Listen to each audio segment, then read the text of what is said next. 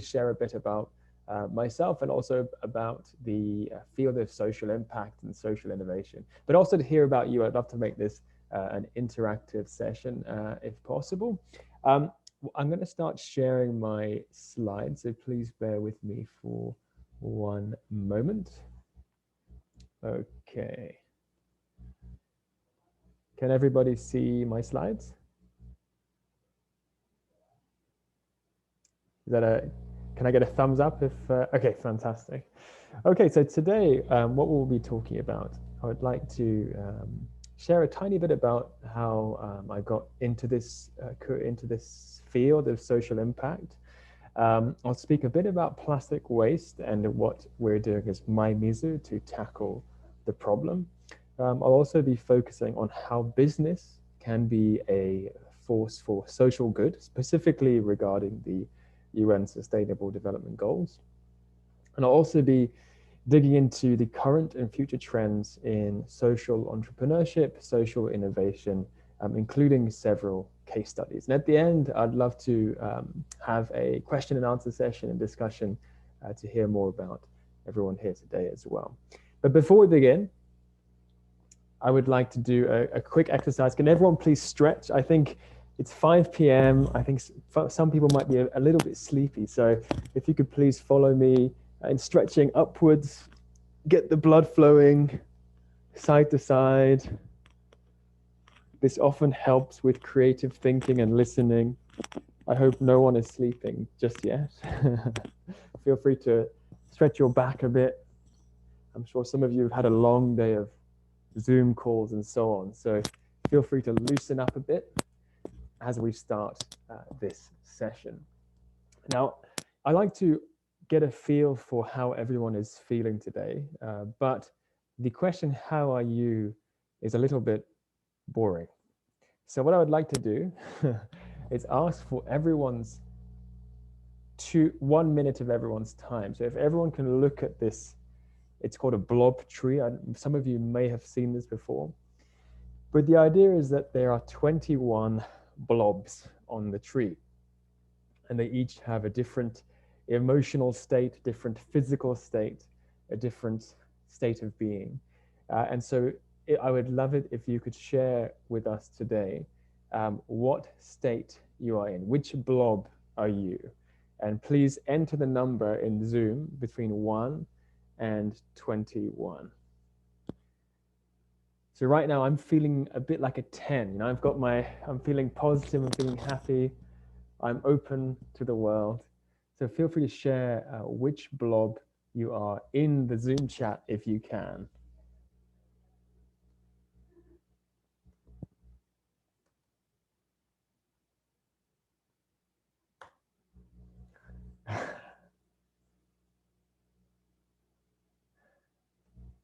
Okay, so we have another 10. Fantastic. Thank you, Tom. Anyone else would like to share?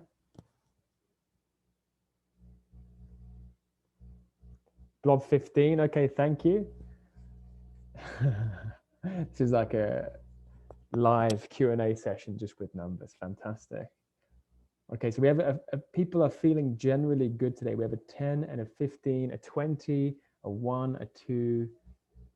Okay, well, some people are not feeling super fantastic, but hopefully we can change that through the course of this discussion. So that was a nice way to get the temperature of how everyone is feeling. And I'd like to do another exercise just to understand, or just to set the discussion a bit, set the framework for how we enter this discussion. When we're talking about solving social and environmental issues, we have to understand the context in which we operate. We operate in a very drastically changing world. And so I'll just give you a couple of examples of how quickly our society is changing. So this is, does anyone know where this is? Feel free to type in the Zoom chat if you would like to take a guess. Some people may have been there, I imagine. This is actually the Vatican in Europe. And in 2005, I believe this is the inauguration of the Pope back in 2005. And as you can see, everyone is very physically present. Everyone is focusing on the stage at the front. And there is one, what we call Galapagos Ketai, a kind of a flip phone in the bottom right of the screen here. Now, if you fast forward just 8 years, in 2013, this is the same inauguration of the Pope. And you can see a very drastic change in the way that people behave. And of course, the big inflection point was the introduction of the smartphone. And so we have, within just 8 years, a very significant shift in basic human behavior. And this has all kinds of implications on society, on the environment, and so on. Another one that I like to bring up is anyone familiar with these devices? This is from 1980. This is actually a computer storage device. And one of these would cost roughly 125,000 US dollars. And it could store about, I believe, 1 gigabyte of data. So it's a huge thing, very high cost, and a very minimal memory in terms of data storage.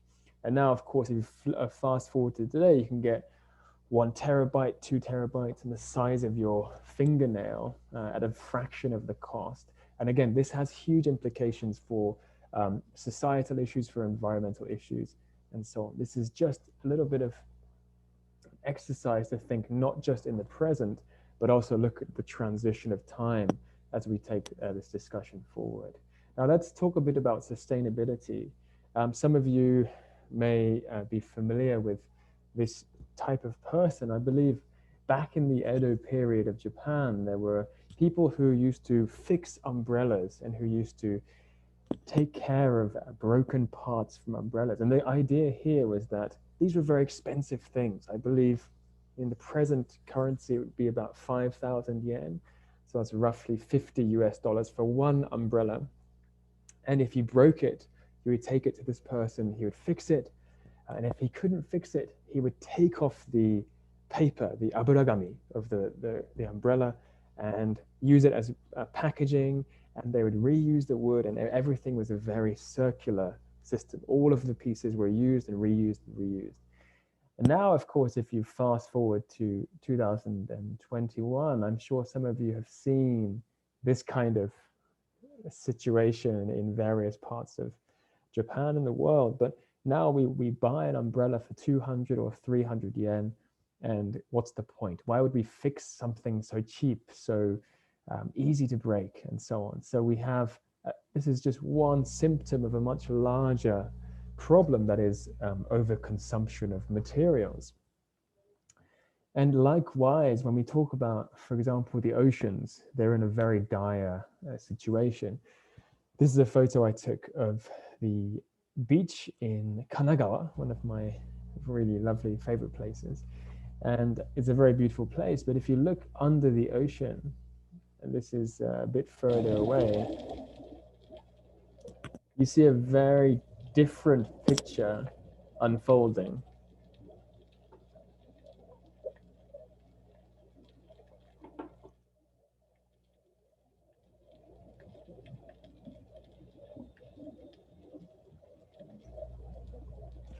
Now, this video was taken in Bali, or near Bali, Indonesia.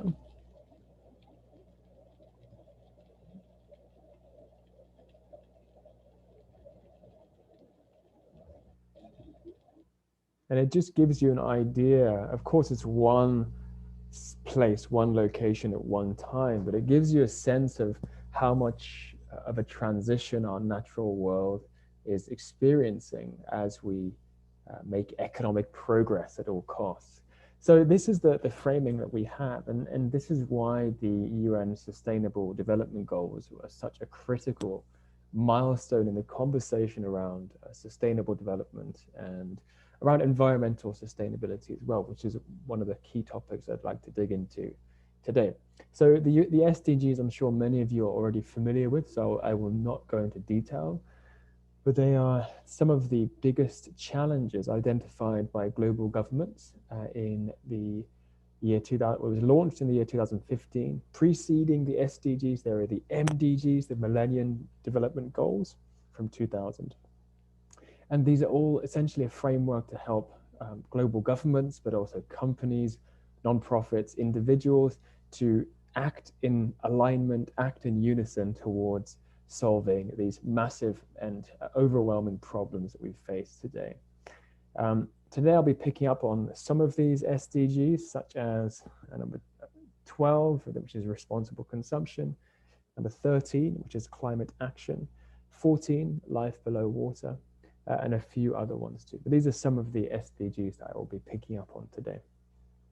So the key thing is when we talk about these social and environmental problems, let's not just think about the present, but let's also future cast. Let's look into the future as we think about the problem and the solutions as well.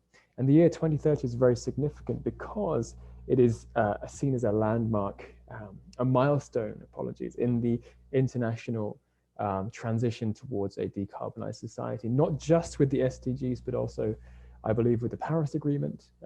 The Paris Agreement is, for those of you not familiar, one of the key, probably the climate agreement that has helped to guide global governments.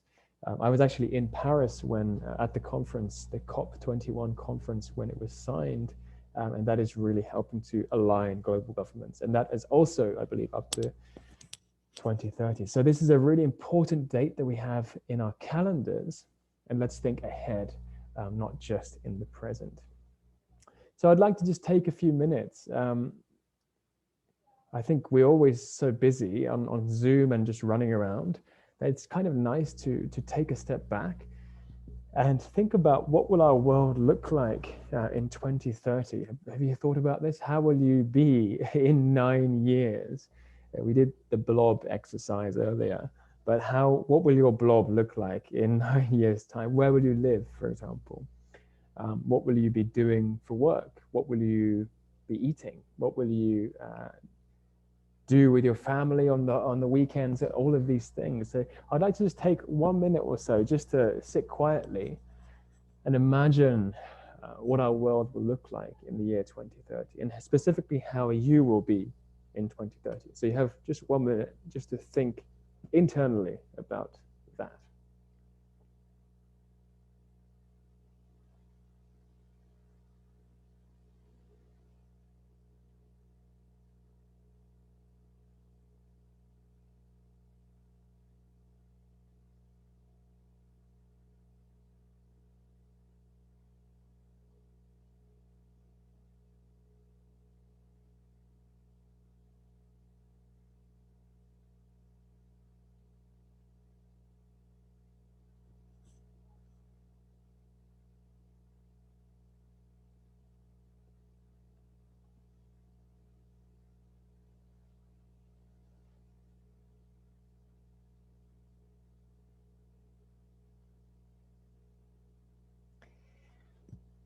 So I'm not sure what you saw. I saw myself in a Tesla car. I hope this is hopefully an environmentally friendly mode of transport with my family and so on. I mean, but some of the things that will pop up are, for example, climate change. I'm currently in Nagano Prefecture, which is beautiful in the mountains, surrounded by snow. But there's a lot of talk about how climate change will shift the precipitation and snow patterns, not just in Nagano, but in all over Japan. How will our harvests, rice harvests, shift in the next 10 to 20 years? How will all the basic things that piece together our society change just in the next 9 years? It'll be quite a spectacle to see how things will unfold.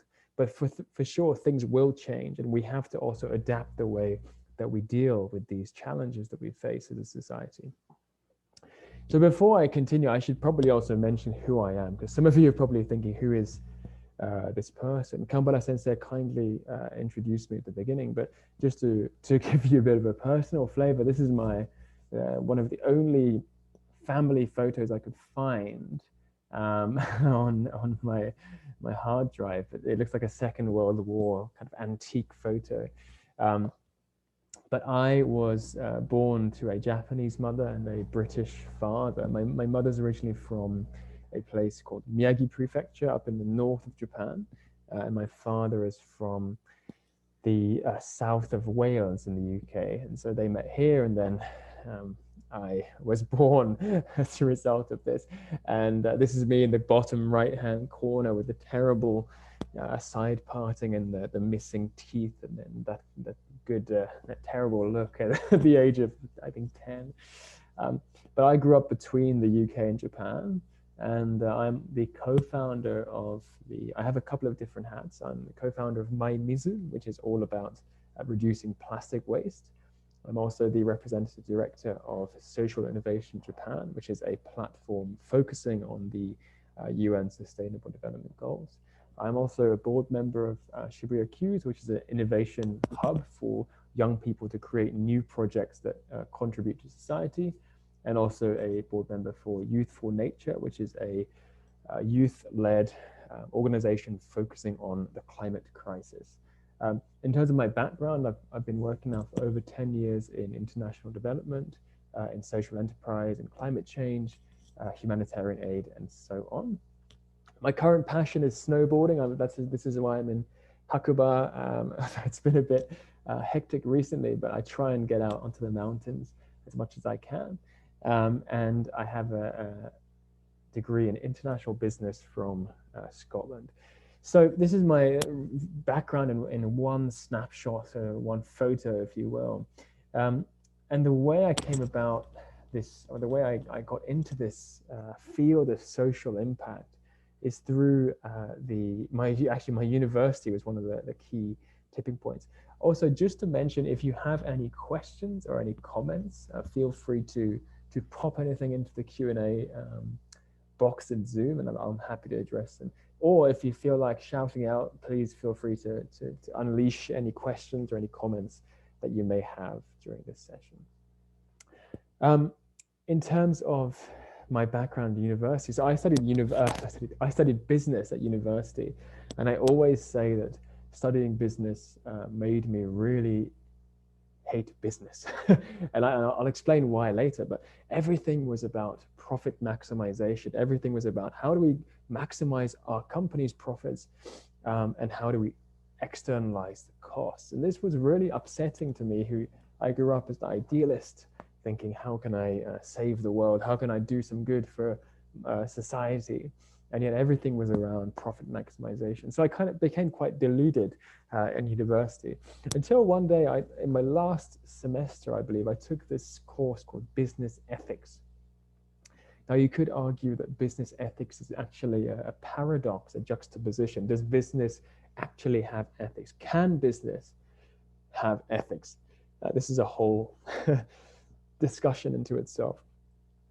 But anyway, during this course, we looked at, for example, morality, responsibility, trust, principle, relationships, these kinds of things that are so integral to businesses. And there was one documentary that our professor made me watch, or made us watch. And this is a tiny class, but everyone else was doing finance and investment and blah, blah, blah. I was doing business ethics because this is kind of what I was most interested in. And we watched a documentary called The Corporation, which I highly recommend. And it's essentially an exploration of the modern corporate structure. That means, how is the modern corporation, what's the history of the modern corporation, and how does it operate on a day-to-day basis? And what they do is they go through this checklist that is used for psychopaths.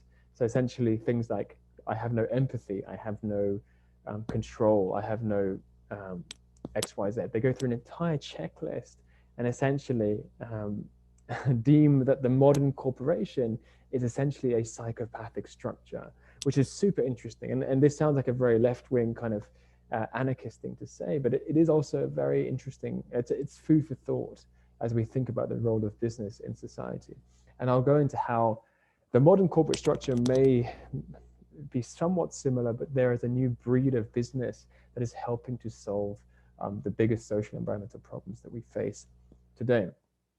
So during this, the corporation, I learned a lot about this concept of externalities. And I mentioned this before, but this is the idea that when we produce a product or a service, there are things that we don't account for in the price, for example. So if I pay $1 at the 100 yen shop or the $1 shop, and I get the product, does that dollar really cover the CO2 emissions, the carbon dioxide? Does it capture the pollution in the rivers, the pollution in the oceans?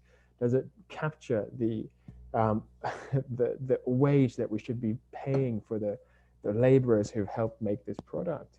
And in often times, $1 can't possibly capture the entire cost, the true cost of items that we find in our shops. And so this idea of externalities kind of made me think about how unjust and inaccurate our current economic system is. And so I was very deluded, and all of my friends were going to the McKinseys, the BCGs, the KPMGs, the fantastic firms that are doing really important work. But I didn't want to join them. At exactly this time when I was having this kind of career crisis, the 3/11 disaster occurred. This is the Great East Japan earthquake and the Fukushima nuclear crisis. Now, as I mentioned, my mother is originally from the Miyagi prefecture, which is one of the areas most affected by the tsunami. And I thought, well, this is a really big moment. And I remember I got a phone call at around 8:40 or 8:50 a.m. In the UK. I was in Scotland when this happened. And my mother was very, audibly distraught by what happened. And she said, Robin, there's been a very large earthquake. You have to come back. So I came back, and this was the beginning of an entirely new journey that I had never really imagined. So for the next 3 months or so, I was just volunteering essentially in emergency centers. I was helping to coordinate non-Japanese speaking teams, because there were lots of people who wanted to help out after the tsunami, after seeing so much devastation on the TV. And I just had an extremely important experience there, meeting so many people, hearing the stories of survivors. It was quite a pivotal moment in my personal journey that helped me understand what is really important and how our roles can look in society. So I thought, well, this is a really meaningful thing. And not just me, obviously, many people were doing meaningful things at this time. And I thought, imagine if my career could be like this. Wouldn't that be amazing? However, of course, there's a however. After 3 months or so, 4 months, due to financial pressures, due to family pressures, I became a quote unquote salary man. I understand this is not a gender, and this is not a very, nuanced word, but this is the Japanese term that is often used. So I became a salary man, and I worked for this company, an international company in Japan. And I think I was doing okay. I was having a good time, and I was learning, but it wasn't really my passion. And then one day I was in the office just by myself, just kind of hanging out. And I stumbled upon this shared folder, shared file in the office. And the name of the file was Human Rights. I worked at, this is a retail company. I was in the office, but it was a retail company. And I thought, what is human rights got to do with retail? What is this thing? So I clicked it, and it turned out to be an entire database of human rights violations in our subsidiaries, in our factories around the world. Specifically in places like Vietnam, Cambodia, Laos, Bangladesh. And there was an entire database of essentially violations of human rights. That means withholding people's identity documents. That means, in some cases, physical abuse, in some cases, underage workers. I mean, there are some terrible things happening in these subsidiaries. And so at that moment, the whole bubble popped. I thought, well, if I'm working for this company, I am literally part of this problem, and I'm helping to violate people's human rights. So at that moment, I just decided that I would quit. I actually printed off the entire database, but I won't go into detail for various reasons.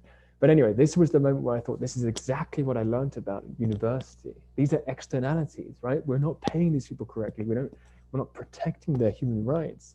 And so I said, okay, I'm out. And I then quit and decided to take a risk. So I joined an NGO, a non-governmental organization called Peace Boat. Some of you may be familiar with Peace Boat. If you're in Japan, you'll see posters for some reason in the bathrooms of restaurants and bars and izakaya. You may see them also in the stores and places. Anyway, I joined this NGO and I was an interpreter. So I was doing Japanese to English interpretation on this ship. And actually this eventually became a job. And instead of doing interpretation, I was working in the humanitarian aid division. And eventually I took over the humanitarian aid projects that were focusing on outside of Japan. So I was doing international programs related to emergency response and humanitarian aid. So I spent a lot of my time traveling around areas that were affected by humanitarian crises, mainly, to be honest, disasters, flooding, typhoons, earthquakes, this kind of thing. And I did this for around 5 years. So in my early 20s, I was just constantly on the move from one place to another, being paid. Of course, this is not volunteer work. I was being paid to do this, working with local governments, working with UN, working with local communities to try and provide meaningful assistance after emergencies. So this is a couple of photos from Vanuatu, which is in the South Pacific Islands, affected by a major cyclone back in 2016, I believe. This is Haiti. There was a huge hurricane back in 2018, I believe. And we're providing things like clean water, things like shelter, making the basic needs that were present after these emergencies. So this is what I did for a long time. I also worked in disaster prevention. So rather than just responding constantly to these emergencies, the idea was to help communities build what they call resilience. This is a very buzzword right now, and not just the NGO circles, but also in business circles. The idea is to help people to build the skills and the things they need to deal with climate change and to deal with natural disasters and so on. So I was working in this space for a while, but what did I learn? I don't want to talk too much about this stuff. I want to focus on what did I learn. And one of the things that really stuck with me was this idea of systems thinking. Now, some of you may have heard, I can't really see your faces, so I'm just imagining. I'm imagining you. Some of you may be nodding, some of you may be not nodding, but systems thinking is a really interesting concept. And the way that we visualize this in some cases is the contrast between these two maps and these two images. One is traditional thinking, where you have a linear way of thinking. So if I do this, it will lead to this. Action, result. I give the I'm trying to think of an example. I give food to someone and they are full, or something, something very simple. In reality, our world is extremely complex and extremely intertwined. And so there are many systems that are constantly interacting and changing with one another. And if we were in person, I would do an exercise where everyone stands in the room and picks two people, and they try and get in the middle of those two people. And if everyone is doing that, then it just causes chaos because everyone's trying to get in the middle of everyone else. And it just shows you how complicated that our world is with the systems that we have. Just to give you an example, if we're talking about climate change, increase in temperature doesn't just mean it gets hotter. It means the surface of the ocean, the surface of oceans increases, gets warmer. That creates more storms. That leads to more flooding in places. Flooding leads to all kinds of problems with poverty. I mean, there's a whole chain of things happening around, for example, climate change. So this is a really important concept when we talk about SDGs. We talk about sustainable development, is that the systems are always interacting and nothing is ever simple. It's one thing to think about.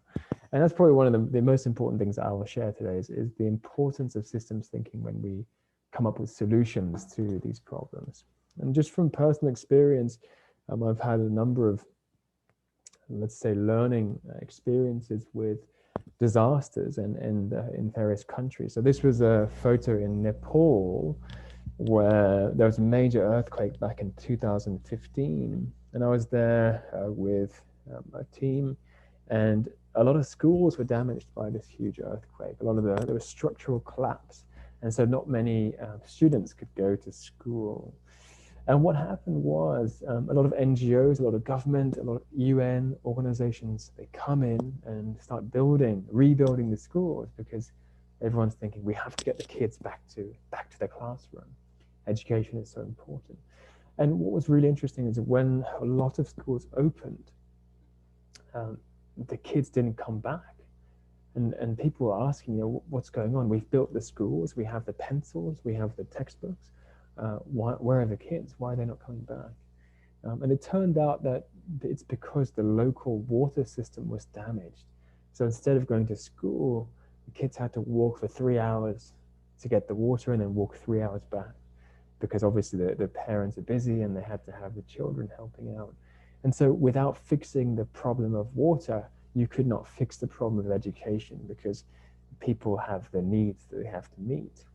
And so the problem with education is not just about building schools, it's about looking at the interacting systems in that community and seeing where are the pain points, how can we alleviate this from a more holistic perspective. That's just one example. Another one is poverty and disasters. This is a well-documented phenomenon, but those that are most impoverished, most marginalized are often the most disproportionately affected by climate change and by disasters. So just one example, for example, in the Philippines, where you have people, I think this is in a photo of Typhoon Haiyan, which was a super typhoon several years ago. And people with the least financial assets, the least wealthy, would often have to live in the most dangerous parts of the town. So the people with money are living on the hilltop and living in safe places. The people without money are living right by the coast, where there's storm surge, there's all kinds of dangers, the high winds and everything. And so when we talk about poverty, it's often those that are most poor that are most heavily affected by not just disasters, but also current pandemic as well. We've seen how these things interact. One further example is the issue of gender and disasters. So this is a photo, I believe, of Tohoku in the 2011 tsunami. But one problem that was well documented is that many emergency shelters did not have things like baby milk, did not have sanitary products for women, because maybe people weren't really thinking about, we have to have the right supplies to fit everyone's needs. And one of the things that became clear was that there weren't really women in some of the decision-making places where they can say, hey, we need to have baby's milk, we need to have sanitary products for women, and so on. So there's a whole web of interactions going on in disaster time that has a huge impact on gender, on healthcare, in so many different areas. And a final one that is well documented is also the challenge of the Syria conflict. Now, when we look at the Syria conflict, which is one of the most tragic conflicts of recent times, we often just see the surface level, which is fighting between the regime and the people. And what we often don't see is the underlying drivers. What was the original cause or driver that led to this? And if you kind of look back in history a little bit, there was a significant drought several years ago. There was no water. And so a lot of the farmers in rural areas had no longer the means to do their farming. They couldn't they couldn't create a strong yield of their crops. They couldn't feed their families. And so many young farmers actually moved to urban areas where they concentrated. And when you have lots of young men and young people in urban areas concentrated without any jobs, that builds the base for civil unrest. And so then that led in some way to conflict. Again, it's much more complicated than this, where you cannot say 100% this is the main cause, but climate change almost certainly did play some kind of role in the Syria conflict, and which is currently still ongoing. So these are some ideas of how different systems can interact and cause all kinds of unexpected problems. And that was one of the key things that I learned in the first 5 or 6 years of my career doing this humanitarian work in different countries. What did I learn? Number 2, this is also probably even more important, is what I call the financial sustainability of doing good.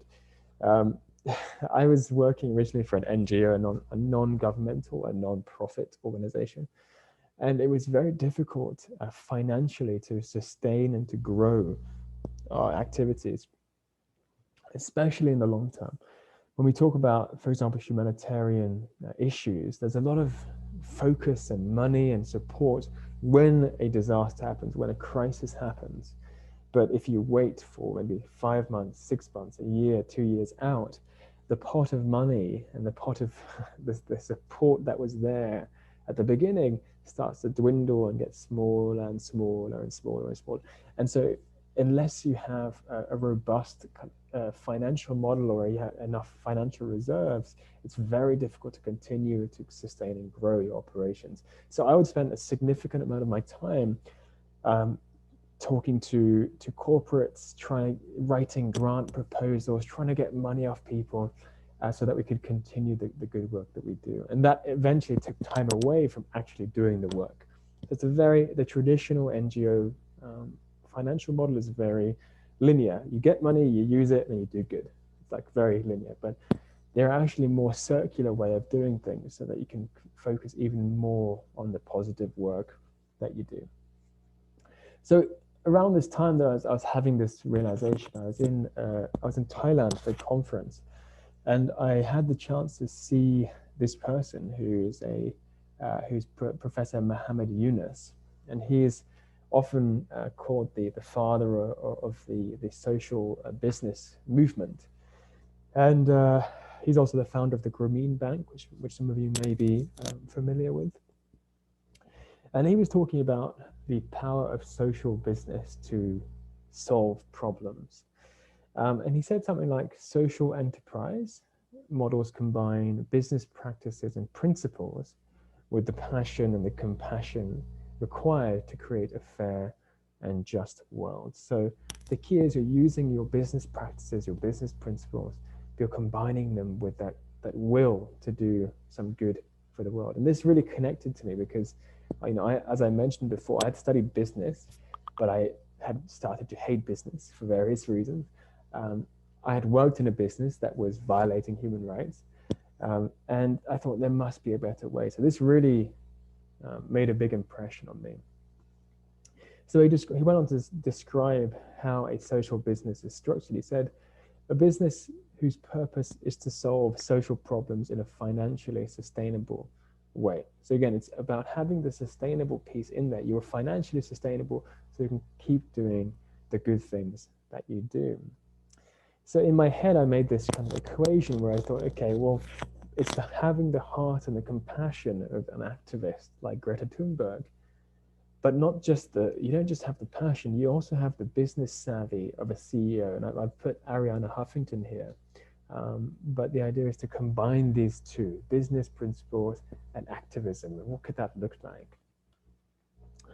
So this is a bit of an academic thing, and I don't want to get too academic because that's not my strength, but there are various ways that this can look when you combine these two things.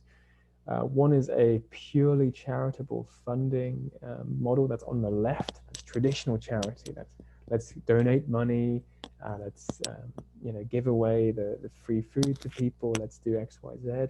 All the way to on the right is traditional business. Now, traditional business, the primary driver is to achieve financial value. There's something called fiduciary duty. You have a duty to maximize your shareholder value, but you can also do good things. You can make lots of money, you can donate it to charities, you can do CSR, which is corporate social responsibility, You can do all kinds of things, but the key driver is profit, is financial success. In the middle, there is an area, a gray zone called social enterprise.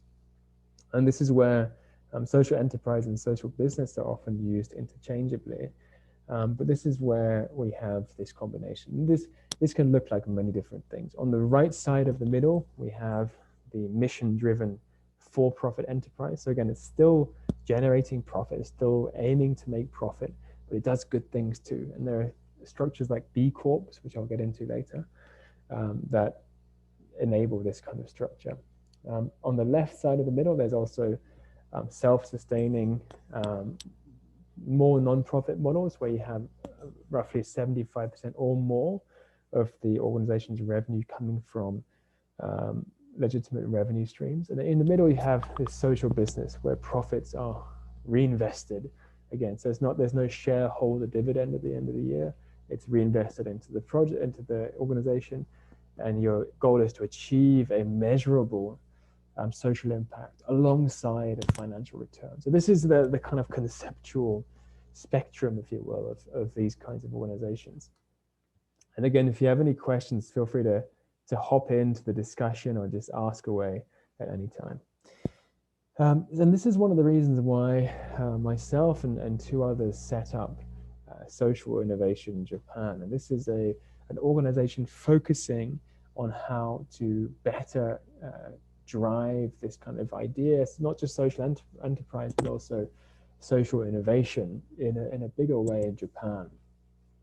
Japan has so many things, so many wonderful positive assets, like for example, the highly educated population. We have some of the most advanced technology and IP, intellectual property in the world.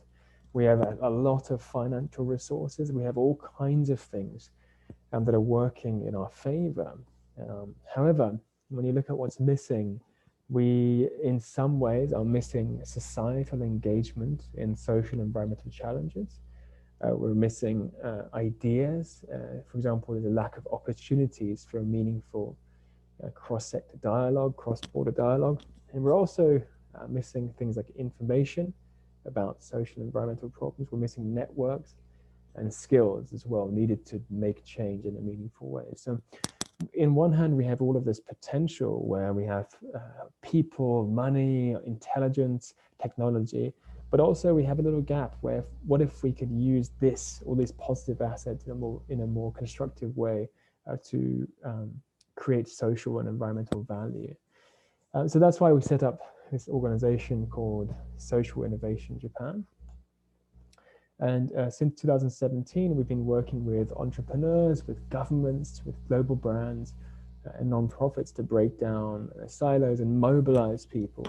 And we provide them with the tools, the information, the networks they need to tackle real world problems. So in other words, we help people, companies and governments do better, do good in a better way. So this is our kind of catch-all phrase. And we do that in a number of ways. So, I mean, it started off, if I'm perfectly honest, as mainly doing events and building communities. So we did lots and lots of workshops, a lot of events, conferences, summits, focusing on the SDGs, whether it's technology in SDGs, whether it's women in SDGs. We did a whole series of things that was, the objective was to create more conversation and create more community around these topics. We also began to work with some leading companies like Adidas, Amazon, Mercari. We worked with a whole bunch of really wonderful teams to make social and environmental work a stronger part of their strategy as well. And we did do a lot of strategy consulting where we were helping companies in various aspects, for example, do innovative projects in Japan who weren't based here, and so on. And we've also been working with, for example, universities who were visiting Japan and who wanted to understand what was happening in the social innovation space by organizing programs and bringing together Japanese stakeholders and so on as well. And on top of that, I mean, we've done over 200 workshops, talks and seminars now, both online and offline, where again, we're just trying to not only inform people, but also help them to make their own projects and their own initiatives aligned with the SDGs. And over the years, we've managed to work with some really great companies like the ones listed here for various sustainability and social impact related projects. And this is kind of where the story of Maimizu pops in. So Social Innovation Japan was all about building this community and helping people take action. And Maimizu was more of a very specific initiative focused on plastic waste. And now I'm going to talk a bit about plastic waste, and I can talk for 3 hours about plastic waste. So I'm going to keep it relatively short, but this is a really hot topic right now. And hang on, I'm going to open up.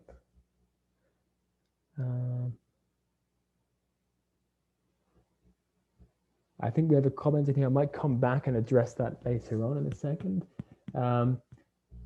So Collins, I'll get back to this point. I'm going to read it later on and make sure we have a chat about that in some capacity. So thank you for your comment. So for me, the issue of plastic waste was, it kind of started, or was, the alarm bell went off one day when I received a strawberry as pictured here. And you may spot there's something wrong with this strawberry, but there's one strawberry and then there's 5 pieces of plastic, and it seems like a very strange balance of plastic versus fruit that you would expect in a fruit box. Anyway, so this was like the moment where I thought, well, this is very strange. This seems like this must be a symptom of a much wider problem. And around that time, I took a trip to Okinawa, which is one of my favorite places in the world, with my co-founder, and we were walking along the beach one day when we discovered a huge amount of rubbish on the beach. And I'm sure many of you have seen very similar things unfolding on various coastlines along the coast in Japan. And as you can see from the photo, there's a lot of plastic bottles. There's also fishing gear, there's also flip-flops, there's also deodorant cans, all kinds of stuff. But the one thing that really stood out was bottles, and especially water bottles, because we live in a country where we are surrounded by drinkable water. Japan has some of the most tasty, safe, and just generally wonderful water, and yet the water market is growing something like 5% every single year, the bottled water market. And so as a result, we're seeing more and more of this plastic that's ending up on our coastlines. So let's talk about plastic a little bit, because this is a really important topic. Just to give you a snapshot of what's happening, we have about 1 million plastic bottles that are used every single minute globally, 1 million plastic bottles.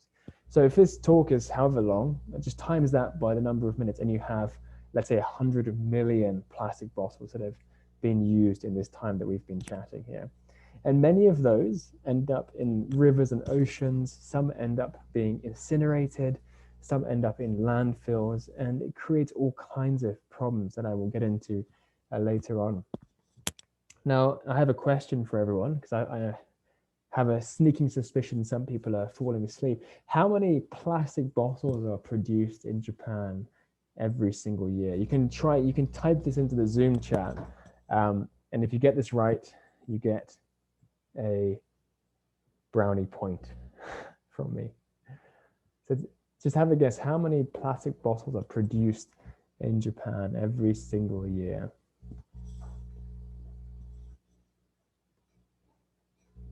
And there's no, well, there is a wrong answer, but just guess anyway if you can. The population of Japan is 130 million roughly, so you can kind of do the maths perhaps.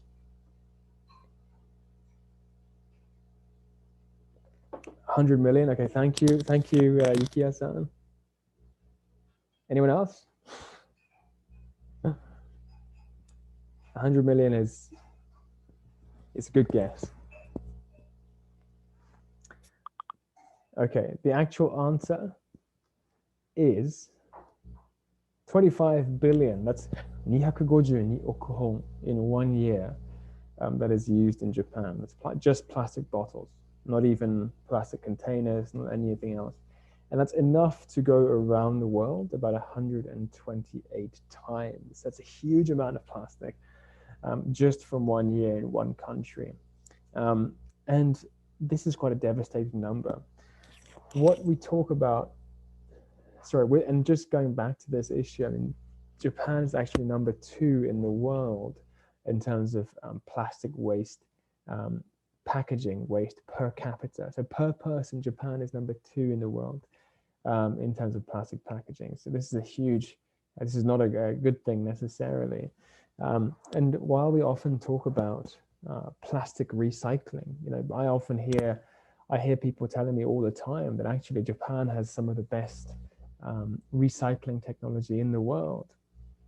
And this is true to some extent, but when we look at the official number, it's really important that we dig a little deeper and we try and understand the real problem that we're facing. So on the surface, Japan recycles 85% of all of our plastic that is recovered from home use, right? Now, that sounds great. The global average is around 20%, so it's almost 4 times higher than the global average. However, and this is why it's so important that we understand the problem, a lot of that 85% is actually burnt or incinerated. Roughly 50 to 70% is burnt or incinerated. So we've certainly gone from 85%, and then we burn the majority of that in a process called thermal recycling, which is the term in Japanese, samare recycling. In English, in most other nations, this is considered energy recovery. So the idea is that you collect plastic and then you burn it, and you use the energy that is released from the combustion, from the burning of plastic, to turn the turbine and create electricity. So that's not recycling, you're burning plastic, and you're creating electricity as well, and heat energy as well. So this is what happens to actually the majority of plastic that is recycled in Japan. It does not become a new plastic product. And this is one of the biggest challenges we have, is the misperception of the general public and what actually happens with plastic at the end of life. Now, we have some top plastic exporters. Again, Japan is actually number 2 in the world in terms of exporting plastic waste. You may have seen in 2018 that China actually banned almost all plastic waste being imported to the country. And so many governments, not just Japan, had to scramble and find other locations to dump all this plastic waste. And the top plastic importers are actually Malaysia, Thailand, Vietnam, and Hong Kong. So we have quite a strong Asian presence in terms of all this plastic waste that is being dumped in these countries. Now, I have a little video here just because I like to keep things fresh, and hopefully you'll learn something from this video as well. I'm gonna have a look. Okay, so. Plastic waste has become a massive problem around the world, and Japan is no exception. However, people there spend a lot of time sorting their household plastic so it can be recycled. But what actually happens to it when it leaves their homes? Rupert Wingfield Hayes has been finding out. The world is drowning in plastic. Here in Japan, they say recycling is the answer. But is that true? This is Kawamura-san's kitchen, and Kawamura-san is a garbage warrior. She's going to give me a lesson on how I should be separating my garbage properly. And this is Yokohama City's instructions on how to separate your garbage. You can see it's quite elaborate. There are 1, 2, 3, 4, 5, 6, 7, 8, 9, 10 different types of garbage separation. But this is the one we care about. This is plastic containers and packaging. So she's going to show me how to do it. It is an arduous task to clean and separate every piece. But the result is that 84% of Japan's household plastics end up in a recycling bin. So what happens to it next? So these ladies are pulling out anything that can't be recycled. So things like this: cigarette lighters, batteries, bits of metal scrap. Everything else, all the other plastic that stays on this conveyor belt, will go and be baled up and sent for recycling. Now, the shocker. 70% of this material will be exported. Last year, 1 million tons of Japanese plastic went to China. This year, China banned all imports. Now, Japan's plastic recyclers are desperately hunting for alternatives. Okay, so this used to go to China, now it's going to go to Malaysia. Some plastics are recycled in Japan. Large industrial ones like these car bumpers. They're chopped up and fed into a shredder. So those car bumpers, which are cut up, shredded, melted, and then turned into this is the end product. These are pellets, which can then be made into new products. What we've seen here is that industrial plastic has value. It can be recycled and turned into new products. But the same cannot be said of household plastic waste. It is dirty, it is difficult, and it has virtually no value. That's why it was being shipped wholesale to China, and that's why it now ends up either being landfilled or burned, and of course it is why so much of it ends up in the ocean. So this outlines the problem that we're facing, is that actually plastic waste is a very complicated issue. And a lot of it gets exported, as the video showed, to places like Malaysia, to Vietnam, and so on. And it creates all kinds of problems. Before I move on, John has provided some good feedback in that when you're typing into the Zoom box, the Zoom chat, please you can kind of scroll down on the menu, and you can click panelists and attendees so that everyone can see your answer. So when you type in the Zoom box, make sure you scroll down and click panelists and attendees. So thank you, John, for that feedback. Okay, plastic waste has become that gives you a rough idea of some of the things that happen with plastic waste at the end of life in Japan. Of course, this is not just Japan, this is a global problem, but the main focus of this conversation is Japan. And what I want to outline here is that it's not just an environmental problem. We talk about plastic and we always talk about the environment, but yes, on one hand, the ocean plastic crisis is a very big challenge. Some of you may have seen the statistic that by 2050, there will be more plastic than fish in the ocean. That's quite a staggering statistic. And this, of course, has all kinds of implications on the natural world and sea life in general. Another thing that you may have seen is this map of microplastics. So microplastics are tiny pieces of plastic. Often, if I threw a plastic bottle into the ocean or some plastic packaging, it will often break down into these smaller particles between 1 and 5 millimeters. And once they're out into the environment, they can have all kinds of damaging effects. So if we look at this map, you can see Japan is in the middle of this red zone, which is a relatively high area of microplastic concentration. And this ultimately has an effect on human health.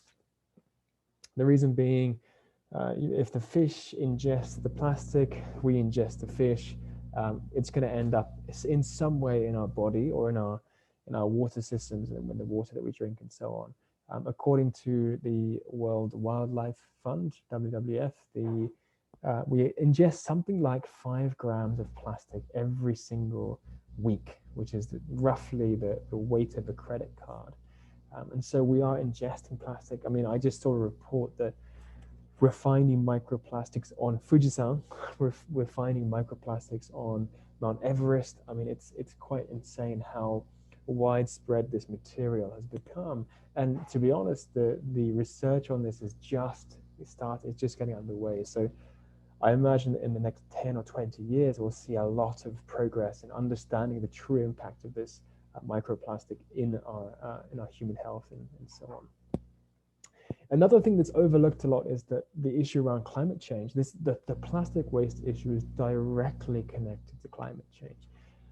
As you know, plastic comes from crude oil. It's a petroleum-based product. And this is just a rough idea of how annual CO2 emissions from the production and incineration of plastic will increase over time, from now all the way till 2050. So it's looking to, I believe, at least quadruple in the next 20 to 30 years. And this is not just production, it's also like transportation, it's also incineration. When you burn the plastic, how much CO2 is released in the air, and so on. So this is very much related to the issue of climate change. And when we speak about climate change, I'm not sure how aware people are that this is having a very direct impact on Japan. I'm sure, I imagine that many of the people here today are very aware and very involved in these things.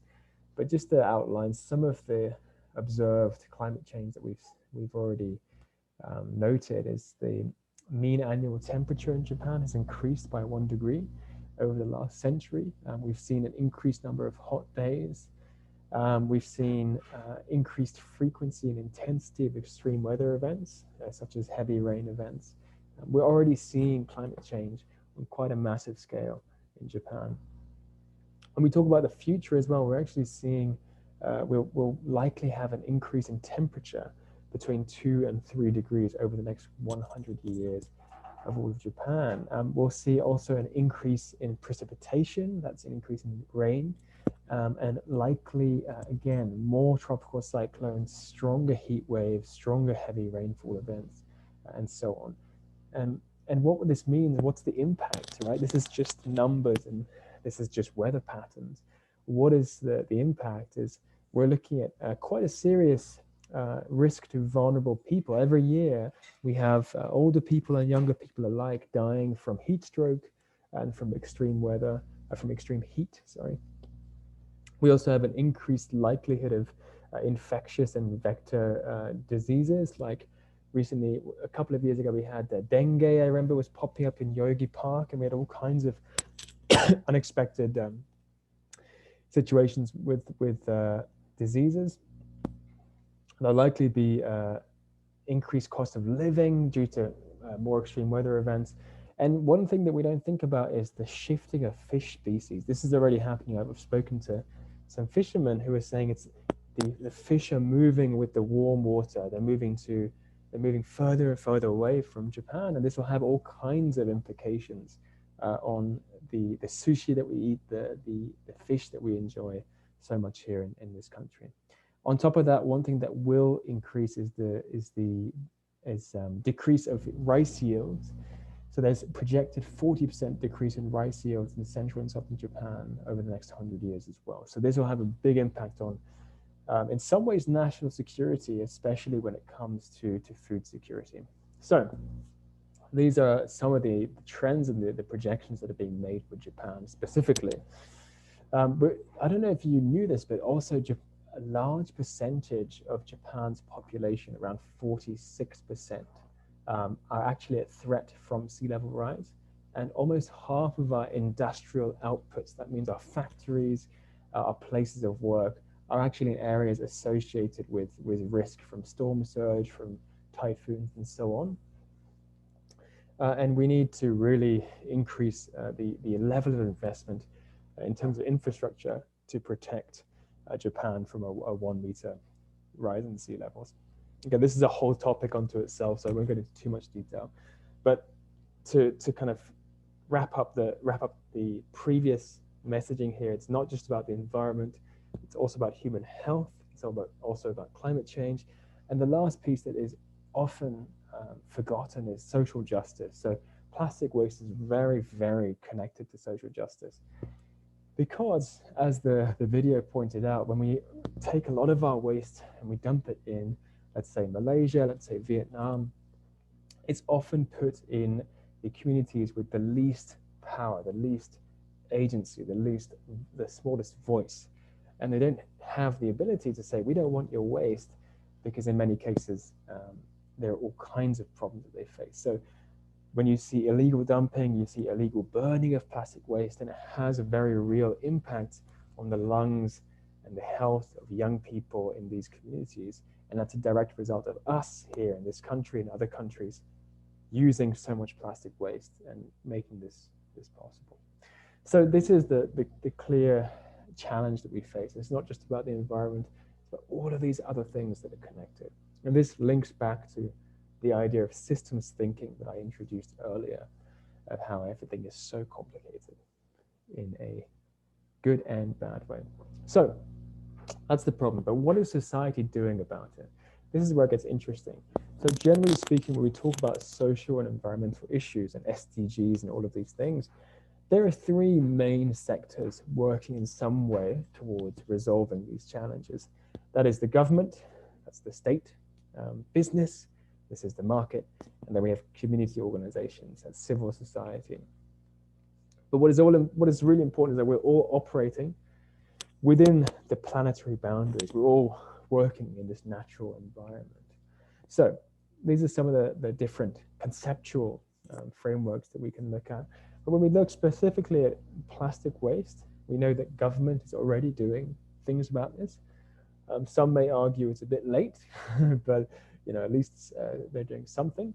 And this is the mandatory charge for rejibukuro, for plastic bags or retail bags at most large retailers. And yes, it's a small charge, but there's already been some documentation of how this has really led to a decrease in plastic waste usage. We're seeing companies change their products and change their supply chain. So this is a famous one, the Kit Kat wrapper, which you can make origami from. I have no affiliation with Nestle, just by the way. And ironically, the outer packaging is still made of plastic, I believe. So maybe that's the next step. But the inner paper is made from paper now, not plastic. So these companies are really trying to innovate and change their packaging to reduce plastic waste. And finally, civil society. So a whole range of NGOs and nonprofits and community groups are working to reduce plastic waste and also pick up waste and educate people as well. So these are some of the things happening. What do we do about this specifically as My Music? For those of you who are not familiar, we're a platform that connects people with free water. And the idea is, as I mentioned before, we have a huge problem with plastic bottles. And so our big idea is just to simply enable people to carry their own bottle, like the one I have in my hand, and refill anywhere they go. So instead of buying a bottle of water, you can just take your own reusable bottle and refill any of our 200,000 locations around the world. In Japan, we have about 8,000, but globally we now have 200,000. And that includes public places. That means water fountains at train stations, water fountains at the airport, as well as partner cafes, restaurants, and hotels, and so on. So in Japan alone, we have over 750 registered shops, cafes, and restaurants, including names like IKEA, including our partners at Patagonia, for example, lots of different places where you can just walk in for free with your bottle and get a refill and walk out.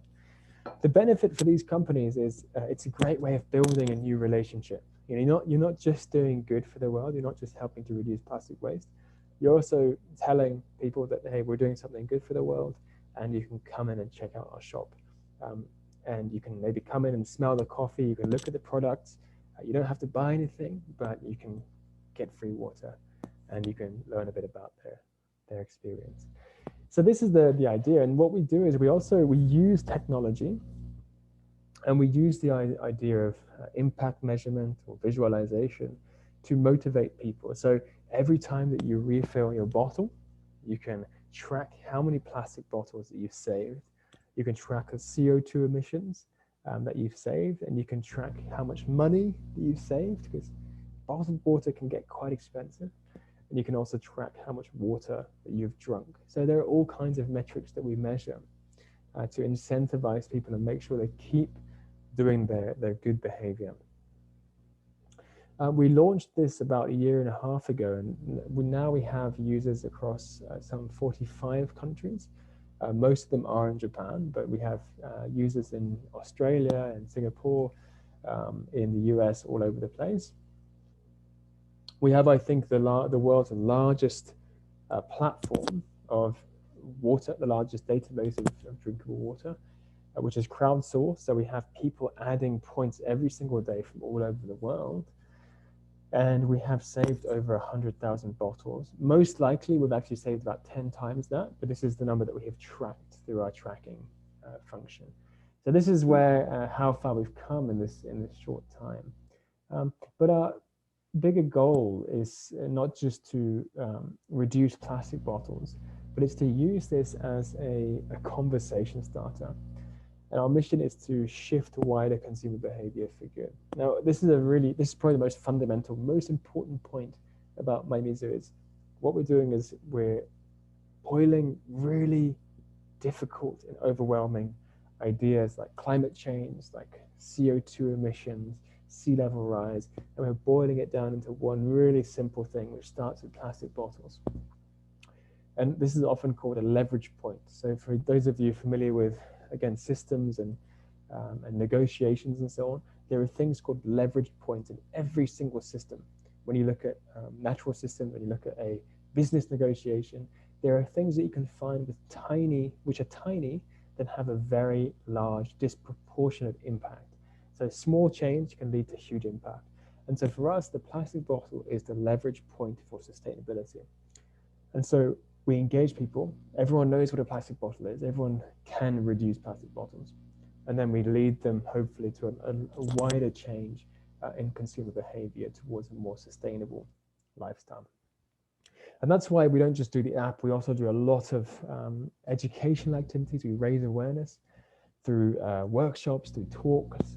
We've done over 150 now of these kinds of opportunities with a whole range of people from around the world. Excuse me. We also work a lot with schools and universities and youth groups. And we do, for example, a sports event with sports brands to try and engage as many people as possible. One other concept I'd like to introduce here, which may be very important for those of you interested in social change, is what's called the 3.5% rule. This is really fascinating. If you just type in the 3.5% rule into Google, you'll get some really interesting material. But essentially, if you can engage and mobilize 3.5% of the population in a social action or social movement, then in most cases, in almost every single case in history, that movement has succeeded.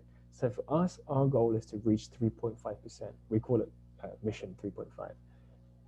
Which is about 4.5 million people in Japan, by the way, because the population is 130 million. But if you can reach 3.5% of the population, then you can create the critical mass that is required to create societal change. So this is what we're going for. And this is why we build community, but why we work with so many schools and universities and brands to try and reach that number. We also work a lot with ambassadors. So we have, for example, a Guinness World Record holding freediver.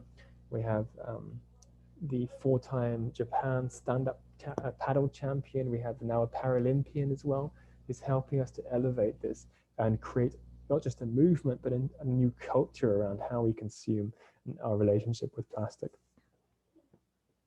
And people often ask me, well, how do you make money with free water? And this is probably one of the things that I get asked the most.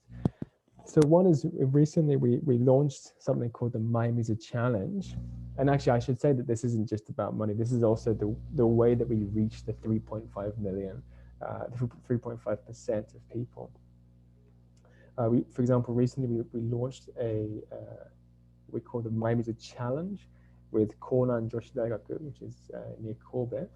And the idea here is that with the MyMizu Challenge, we have a set period of time, so let's say 1 month, where people form teams and they compete against one another to try and reduce as much plastic as possible. So you have team A versus team B versus team C, and within 1 month, see which one can reduce the most PET bottles. And so it becomes a game, it becomes a competition, it's team building, and also at the end of the period, you have a very concrete and tangible impact that your organization has created. So this is something that we're doing now with universities. We're also doing it with companies, with local governments. It's a new way of, again, shifting people's perspective through a fun and interactive activity. So this is what it looks like. It's you have these different teams, you have different targets, different results from each team. And all of this helps to increase the employee engagement for companies. It helps to increase the understanding and action on the environment. And it has a quantifiable visual impact that the company has made at the end of the challenge. So this is something that we did with Lixil, which is a very well-known company working in household products and water-related products. And within 1 month, we had 2,600 of their employees across the world saving plastic, and we managed to save 34,000 plastic bottles within that time, which is 2 Mount Fujis, by the way, for those of you who are interested in Mount Fuji. That's a lot of plastic bottles, and again, it's a way that we can engage people in a fun and entertaining way. We also do a number of corporate collaborations. So we've been working with, for example, Audi Japan, which is one of our key partners. We also have our own brand of renewable energy called Mayumizu Denki. Denki meaning electricity, for those of you who are not familiar. And the idea is, as I mentioned, we're helping people shift not just away from plastic, but also think about their energy at home, think about their energy in their businesses, and try and make more sustainable decisions as they go about their daily lives. We also run services with local governments. So one of our key partners is Kobe City, where we're working with the water department as well as the environment department. And we're doing joint workshops, joint events. We're engaging their citizens and asking them about how they can improve the city in terms of their plastic waste footprint and their urban livability, which is very, very related to the SDGs, because a lot of the SDGs will be won or lost in the cities, because that's where so many people are migrating, not just in Japan, but around the world. And so when we talk about the future of sustainability, often urban spaces have the biggest impact. We also provide Mayumizu products, and they're not just any old products. We sell bottles, and every time we sell one, then we remove 1 kilogram of marine litter from the ocean. We don't just sell them online, but we also sell them in our B2B, that's business to business channels in different shops around Japan. And all of these bottles sales fund our beach cleans that happen. Now it's a bit difficult because of coronavirus, but until recently we were doing it quite regularly, where we would get people together and clean up the rivers and the beaches around different locations. Just in this year and a half, we've been fortunate to win the Kankyo Daijin-sho, the Ministry of Environment Prize, twice, and a number of other prizes related to social impact and the environment, which we're very grateful for. But in terms of what's next, we have a number of very exciting projects and collaborations coming up this year, 2021, including we're looking at how we can branch outside of water with the same concept. We're looking at furthering our expansion into different countries. And we're also looking at how we can utilize this system in disaster situations. So these are some of the things that we're doing. And if you're interested, you can see our Facebook, our Instagram, and our webpage from Mayumizu for more information. So this kind of is two things, or a couple of things that I've been working on. But next I want to, I guess Mayumizu is an example of how we can use a tool like this for social good. But if you look at how companies operate in society, and this is kind of linking back to what I was saying about externalities and about how profit maximization cannot solely be the mission of a company. We look at a few different fields of thought. One is called shareholder theory, and one is called stakeholder theory. And this is so important because if we're serious about the SDGs, if we're serious about solving the world's biggest problems, then we need to engage the private sector. And I would say not even just engage, the private sector has to lead the way, because that's where the resources are, that's where the knowledge is, and that's where a lot of the potential lies. So it's important that we understand the role of business in this discussion as we talk about these sustainable development goals. So again, this is what I learned over 10 years ago now when I was at university, but there are two fields of thought. Shareholder theory, which was popularized by Milton Friedman, who you may have heard of, and it's stakeholder theory. And the idea with shareholder theory is that the purpose of an organization, of a company, is essentially to maximize shareholder value. So that's a shareholder is someone who owns part of the company, right? And so your job, your only job, is to maximize the shareholder value. That's your legal job in some regards. It's your fiduciary duty to maximize shareholder value. And he famously said the social responsibility of business is to increase its profit. That's the only social responsibility. Now, in the 80s, someone called Edward Freeman popularized this idea of stakeholder theory. Now, stakeholder is different from shareholder. Shareholder is someone who owns part of the company through shares. Stakeholder is someone who is somehow linked to the company. So your employees, your community that you operate in, your suppliers, your customers, all these people don't necessarily own a piece of the company, but they are a part of your supply chain. They're a part of your sphere of influence, and these are called stakeholders. So Freeman said, well, hang on, business is responsible not just to the shareholders, but to all stakeholders. That means to the suppliers, employees, and communities. And this stakeholder theory has become more and more popular as we shift away from this profit maximization principle. And something that we often hear in the business space is the idea of triple bottom line. So you may have heard the phrase bottom line. This often implies financial bottom line. How much are you making? How much are you spending? Not often in financial terms. But when we talk about triple bottom line, also known as TBL, we have to also talk about the planetary impact and the social impact of organizations, of companies. And so it's not just about reporting your financial performance, but also reporting those other things that are so critical to society. So this was quite popular in recent decades, this idea of triple bottom line reporting. But what is very interesting that is not super well known is how the triple bottom line concept was recalled by the person who made this concept. And you can see from this Harvard Business Review article that the title is 25 years ago, I coined the phrase triple bottom line, and here's why it's time to rethink it. So even the person who came up with the concept said, no, this is not good enough. I'm going to recall the idea and let's create something that's even better.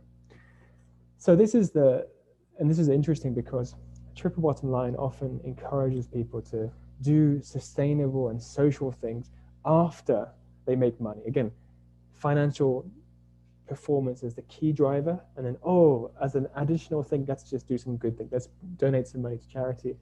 Let's plant some trees. But he said, no, the social and environmental good has to be baked in to the business model from the very beginning. And that's why Mr. Elkington called back this principle. I highly recommend his materials. It's super interesting.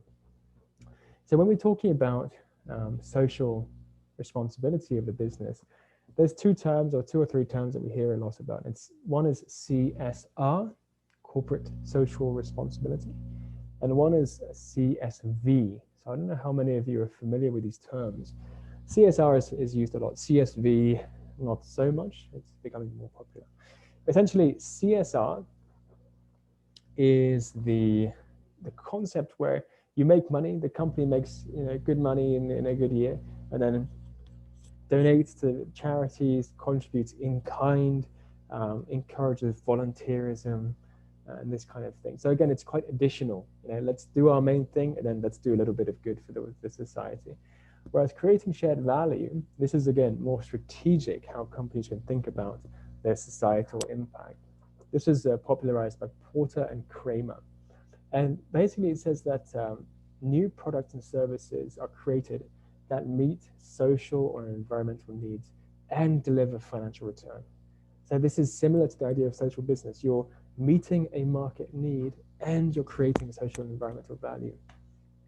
It can also mean accessing new markets. It can also mean improving the capabilities of suppliers and other stakeholders. So this is a much more strategic way of doing social and environmental good, this concept of CSV. So, as I mentioned before, some examples of CSR is charitable giving, volunteering in the community, and pro bono work. Some examples of CSV, creating shared value. This is private enterprise solving public problems. There's one company called Ajinomoto. I'm sure those of you who are in Japan are well aware of Ajinomoto. But they created a product called Cocoa Plus, which is a nutritional supplement. And it's made of soybean powder combined with amino acids and micronutrients. And they partnered with local NGOs and also JICA, which is the government agency for international development, to prevent stunting and prevent health problems in Ghana. And so they created a new market at a very affordable rate for local people, and they solved a social problem, a health problem. This is one example of how private enterprise can pursue both revenues and also solve a pressing health or public problem. Another one is Novartis, which is a healthcare company in India. The problem that they faced in India was not the price of their products, but a chronic lack of trained healthcare providers and tens of thousands of local clinics without a reliable supply chain. So that's the problem they had in this context. And the solution was to hire hundreds of community health educators to hold training camps for providers and build up a distribution system to 50,000 rural clinics. So it wasn't about charitable giving. You don't just give money to the community, you build their capacity, you provide training camps, you build up a distribution system. And for Novartis, the result was an entirely new business model. So again, it's private enterprise solving public problems. And this is really key to the SDGs, the Sustainable Development Goals. We can't solve the SDGs through charitable giving, through volunteering. It has to be through private enterprise, as well as all the good things that we can do as individuals and government. But companies play a critical role in achieving these goals that we have. And in terms of a new way that companies can look as we integrate more social and environmental good into their strategies, is things like B Corps and benefit corporations. So these are some ideas or some concepts you may have heard before, but companies that are reporting on their impacts, like social and environmental impacts, as well as very transparent reports of their performance. So there are various legal structures and various certifications that companies can get in order to show that they are really the real deal. And I won't go into too much detail about this, but in terms of social business case studies in Japan, there are a number of exciting projects happening. Here's one of my favorites.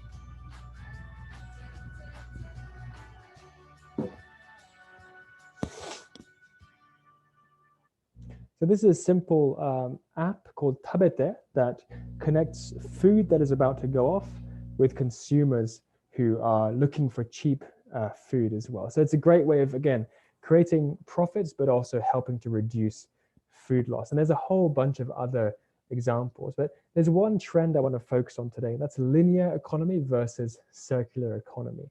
So when we look at our current economic model, it's very much take, make, waste. This is the current linear model in which we operate. So for example, we take the oil from the ground, we produce a plastic product or something, and then when we're finished, we waste it. And this is the current, it's not very sustainable, right? But there's something called circular economy, and I want to show you a video about how this can look.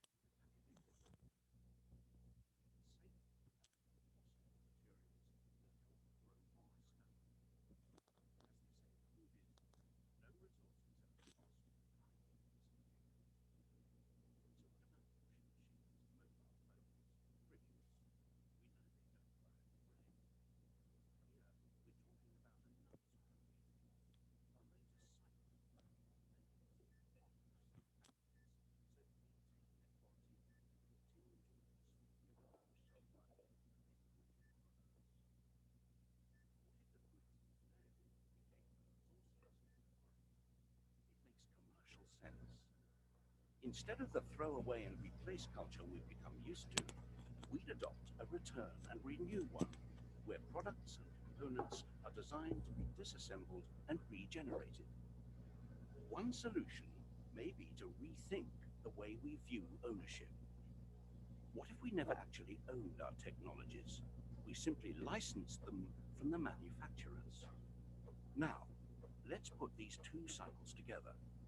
Imagine if we could design products to come back to their makers, their technical materials being reused, and their biological parts increasing agricultural value. And imagine that these products are made and transported using renewable energy. Here we have a model that builds prosperity long term. And the good news is, there are already companies out there who are beginning to adopt this way of working. But the circular economy isn't about one manufacturer changing one product. It's about all the interconnecting companies that form our infrastructure and economy coming together. It's about energy. It's about rethinking the operating system itself. We have a fantastic opportunity to open new perspectives and new horizons. Instead of remaining trapped in the frustrations of the present, with creativity and innovation, we really can rethink and redesign our future. So this is the idea of a circular economy. And I showed this video because it captures the idea in a much more concise way than I could explain, and it's very visual and easy to understand. So we've gone from this current linear model where we take, we make, and we waste, and we've gone something very different. So there are a number of different conceptual frameworks of looking at society. Linear economy is what I mentioned at the beginning. Recycle economy is kind of where most of us are now. It's similar to linear with a bit of recycling in the middle. And then circular economy is a much more long-term, viable, sustainable system where we essentially design out the concept of waste in our economy.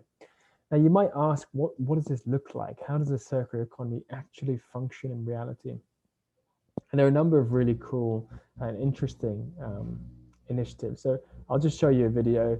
This is called Loop, and the idea is that it is a consumer goods service where you can order your things like deodorant, your shampoo, your personal healthcare products in these metal and glass containers.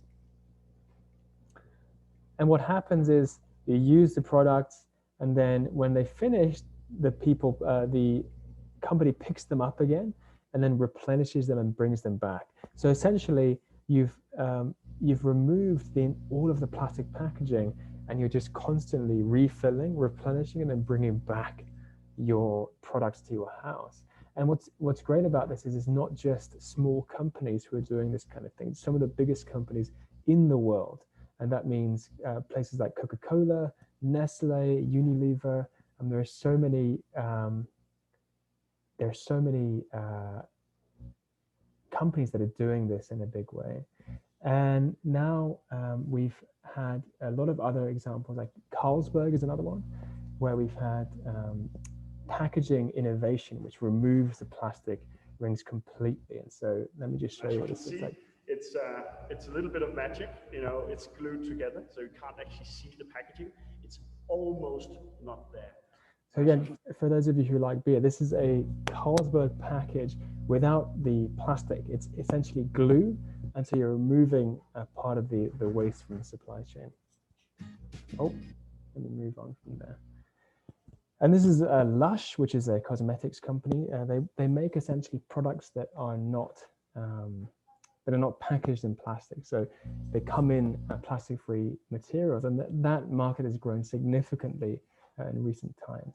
And what's really good about this is it makes business sense. So this isn't just doing the right thing, it's about doing the right thing and making money at the same time, creating new opportunities, growing markets. And so what we've seen in recent times is that it's not just consumers who are demanding corporate responsibility, it's also investors and employees who are also demanding corporate responsibility. And as you can see, I mean, there's a lot of millennials, lots of Gen Z types who are saying that they will only work for companies who will do good things for the world. And so this is a really exciting trend where we see pressure on businesses to perform better and be better corporate citizens.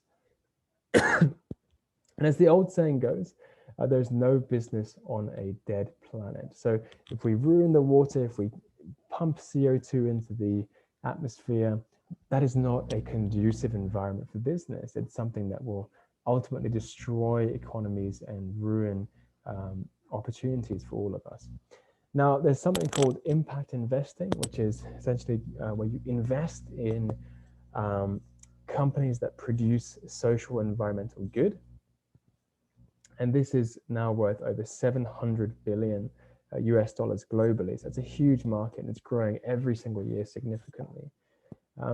And there's another one of my favorite quotes is that being good is good business. So it's not just about, again, being good citizens, it's about creating new opportunities for all. And another exciting trend that we've seen is that the World Economic Forum, some of their most sustainable companies are performing at plus 30% higher, better than their non-sustainable counterparts. And of course, there's a difference between correlation and causation, but this is a really promising trend in the way that things are moving forward. So what does responsible business in Japan look like? Well, for some of you who may be familiar with Japanese history, this is a group of Omi Shoni, which is a merchant group back in the Edo period of Japan. And they're a very small group, but they became one of the most powerful merchant groups in the world, in Japan. And the reason they did this, despite their small size, was one of their concepts called Sampo Yoshi. And the idea here is that every transaction they made was good for the seller, it was good for the buyer, and it was good for society. So it wasn't just about maximizing profits, it was about also ensuring that there was value for the customer and also value for society as well. And this is a popular philosophy in Japanese business world, but also recently has been picked up more by non-Japanese companies and entities as well. And so we're seeing that finance, business, investment is all shifting in a way. But there's also a long way to go. So while there are many positive stories and positive indicators, what we're seeing is actually increasing inequality. We're seeing the warmest years on the record. We're seeing poverty reduction is starting to decelerate, and we're seeing global hunger is on the rise again. So especially with the pandemic that we're experiencing, we're seeing a lot of these problems compounded and becoming worse and worse. And what, in the words of UN Secretary General Antonio Guterres, it's abundantly clear that a much deeper, faster, and more ambitious response is needed to unleash the social and economic transformation.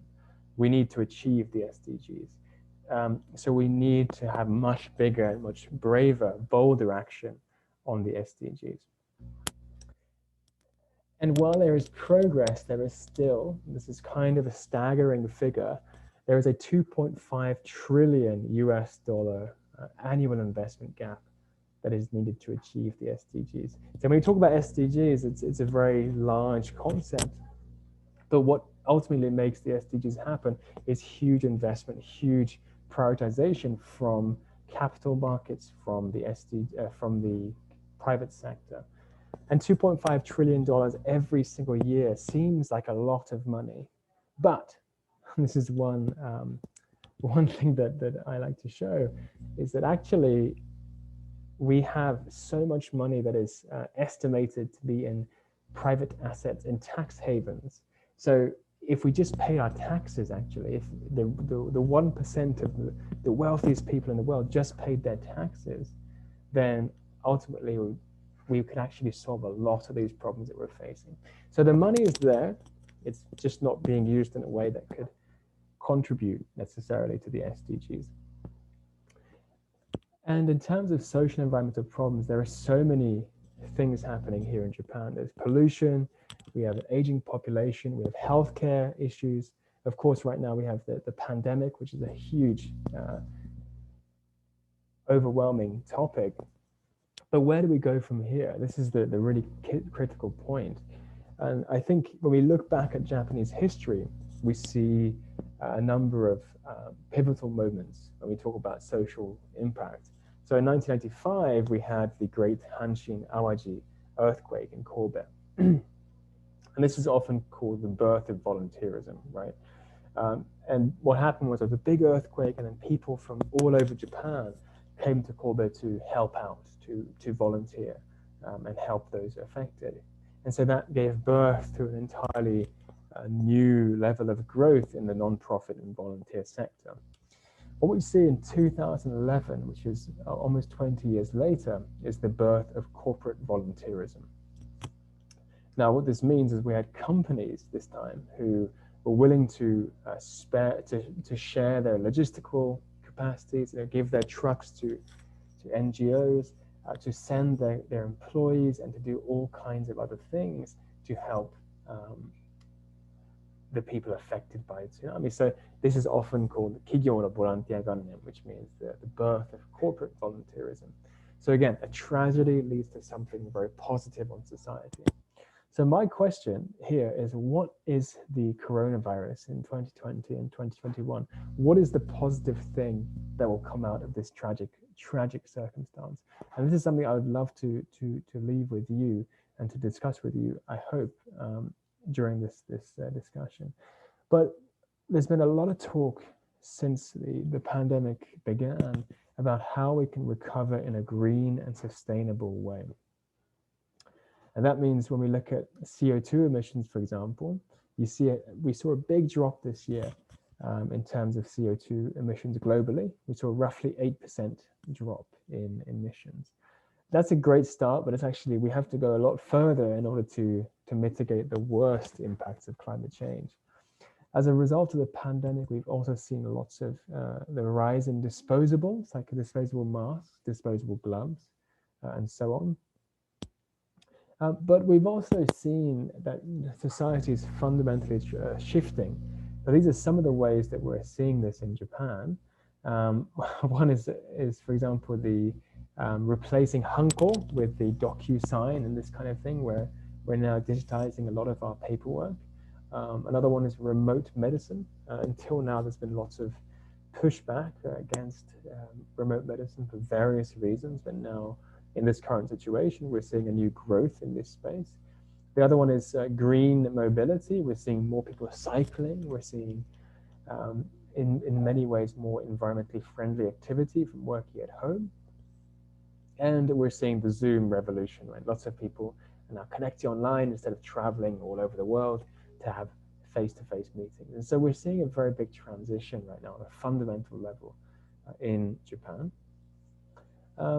And I would say that now is a really good time for social innovation and social entrepreneurship. There's actually never before in history have there been so many opportunities for people to start their own projects, to contribute to NGOs, to social enterprises who are working in these fields. So I would say to anyone in the audience who's interested, this is a really, really great time to be involved in this kind of work. But I want to finish on the note of what can we do as individuals, because this is really important. I don't think we have to go back to the Edo period of Japan to be sustainable. I think what we can do is look at how we can redesign our lives, and not in a negative way. We don't have to sacrifice X, Y, Z. We can actually live very desirable and happy lives and be sustainable at the same time. Now, when I was younger, we grew up with the 3 R's, and this is reduce, reuse, recycle. And now there are 7 or 8 or 9 R's related to sustainable living. One is rethinking. So let's rethink the need for this product. Do I really need to buy this thing? The second one is refuse. If someone offers you a plastic bag, you just say, no, thank you. It's the best way of being environmentally friendly. 3 is reduce. Again, if we have to use products, let's reduce as much as we can. Reuse, just keep reusing the same materials. Repair is a new one, and this is becoming very trendy to repair your clothes and your materials. Recycle, obviously. For those, if the other ones fail, then recycle. And the last one that is, again, very trendy right now is rot. And rot means compost, right? Creating compost. And this is a thing that is booming during the pandemic, I believe. So this is a new framework for helping us to live more sustainable lives on an individual level. But I think the biggest thing that we can do as individuals is that every time we go to the supermarket, every time we go to the shop, we are voting with our money. So every time we buy something, we are saying, I want to see this product again. Please keep creating these products. And so we have this huge opportunity to support businesses that are sustainable, whether they're using sustainable packaging, whether they're ethical sourcing. Every time we support those businesses, we're sending a message to the entire market. So I would say let's start off with buying sustainably, and that will have a big impact in itself. Secondly, we can vote for change. I mean, this is elections, politics. A lot of environmental policy is set through our voting behaviors. So if there's a government official who is pushing for environmental change and legislation, then vote for them, support them, and enable them to make those changes at a regulatory level. Thirdly, I would say start or join a project. There are so many new environmental sustainability related projects out there, from universities to companies. There are so many ways to get involved, more than ever before. And also make some noise. I think to some extent, we're all micro-influencers. We all have influence to some level. And so we can make a change within the people around us as well.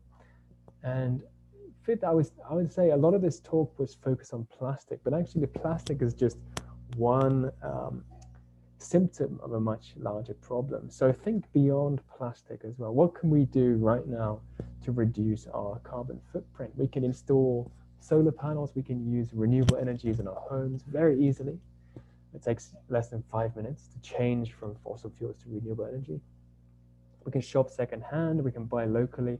There are so many things that we can do that will help us to live more sustainable lives. And finally, what you can do is also you can follow Maimizu on Instagram or on our online channels. We do a lot of online events, online talks and so on that help to spread the word about sustainability and various environmental topics. So please do follow us on Instagram or on online channels. And you can also try out the Maimizu app if you like. Feel free to try it out and let us know how your experience was. So I'd love to end with just a little bit of time to think, because I've covered a lot of ground, and I know this is like a very kind of one-way lecture, but I'd love to take some time to think about what is one thing that you will do to minimize your negative environmental impact, or indeed increase your positive environmental impact. Just have 30 seconds to think about that as we approach the end of this conversation.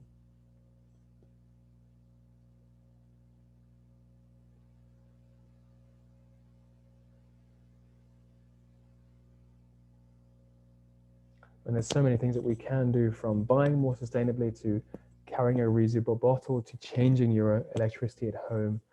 So if you'd like some guidance, please feel free to contact me later on, and I'm happy to always share. So that I'm approaching the end of this session. I mean, it's been almost 2 hours, and I appreciate all of you listening attentively and also taking part in the Zoom conversations and so on in the chat box. But what did we talk about today? We talked about the journey to a career in social impact. We talked about plastic waste and Maimizu. We talked about how business could be a powerful force for social good. And we looked at some current and future trends in social entrepreneurship, including some case studies. That's a lot to cover in such a short time, but I hope it gave you a rough idea of some of the possibilities that are out there right now. And as I mentioned before, this is one of the best times to be involved in this kind of thing. So if I can help in any way, please feel free to get in touch. And thank you again for listening to my presentation. This is a very wonderful guy who expresses my gratitude for me. With that, I will leave the floor open for any questions or any comments, any opinions that you'd like to share. And I will also leave my email address up here, as well as our online social media channels and website if you'd like some more information. So thank you again for your time and your patience, and I look forward to staying connected with all of you.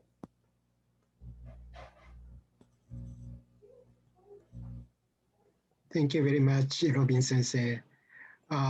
We got 2 questions from audience. Sure. In a realistic world, economic growth, prosperity of the people, and strength of the nations are paramount. Usage and control over resources, especially fossil fuels, are extremely crucial, empowering nations and feeding the demand of people, and in ensuring the social mobility and development. How will this play out in an idealistic world and perception and the younger generations increasing vocal demand for climate initiative and protecting their future? It is an increasingly zero-sum game in almost all areas of global affairs and socioeconomic issues.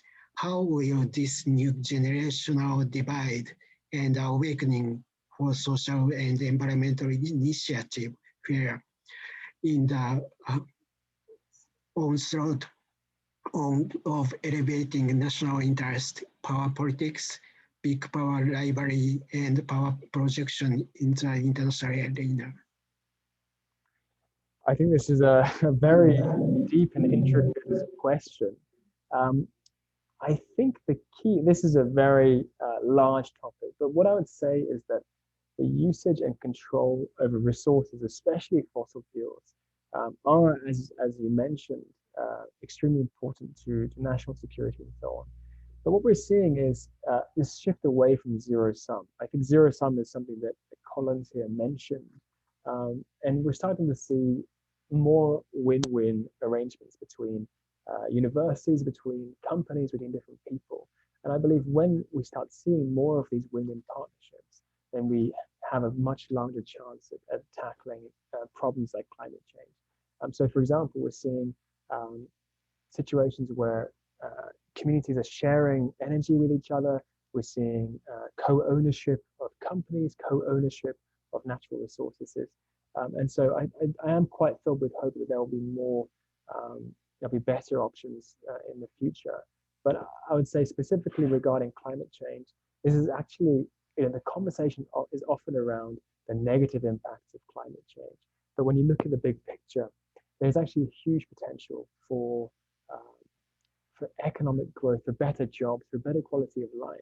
And so I think we need to shift away from this negative view of what we have to sacrifice to tackle climate change and focus more on the positives.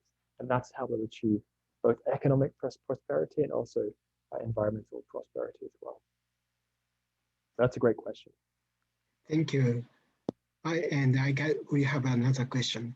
Thank you for such an informative presentation. I have a kind of contribution or suggestion.